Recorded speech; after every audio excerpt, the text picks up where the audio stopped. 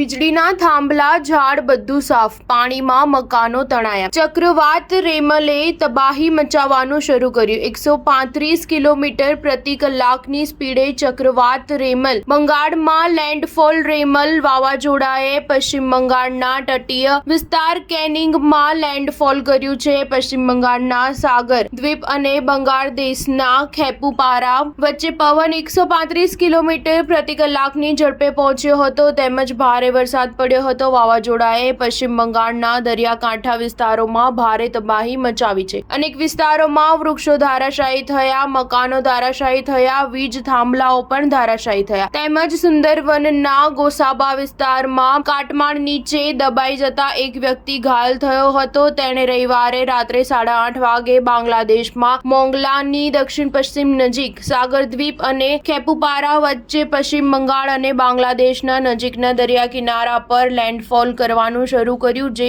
4 કલાકથી વધુ સમય સુધી ચાલ્યું હતું. તોફાન આવતા પહેલા બંગાળના દરિયાકાંઠાના વિસ્તારોમાં લગભગ 1.10 લાખ લોકોને સુરક્ષિત સ્થળોએ આશ્રય સ્થાનોમાં મોકલવામાં આવ્યા હતા. આમાં મોટાભાગના લોકો દક્ષિણ 24 પરગણા જિલ્લાના છે. રાજ્ય ડિઝાસ્ટર મેનેજમેન્ટ અને એનડીઆરએફની 16 ટીમ દરિયાકાંઠાના વિસ્તારોમાં તૈનાત છે. તે જ સમયે વાવાઝોડાને કારણે કોલકાતા, ઉત્તર 24 પરગણા સહિત પશ્ચિમ બંગાળના અન્ય શહેરોમાં ભારે વરસાદ અને તોફાન થયું હતું, જેના કારણે અનેક વિસ્તારોમાં વૃક્ષો ધરાશાયી થયા હતા, જેના કારણે રસ્તો બ્લોક થઈ ગયો હતો. બચાવ કાર્યમાં તૈનાત મ્યુનિસિપલ ટીમ, પોલીસ, એનડીઆરએફની ડિઝાસ્ટર મેનેજમેન્ટ ટીમે તાત્કાલિક વૃક્ષો કાપીને રસ્તો સાફ કરાવ્યો હતો. કોલકાતાને અડીને આવેલા નીચાણવાળા વિસ્તારોમાં રસ્તાઓ અને ઘરોમાં પાણી ભરાઈ ગયા હતા. સ્ટાર ન્યૂઝ 7 હંમેશા સચ્ચાઈની સાથે.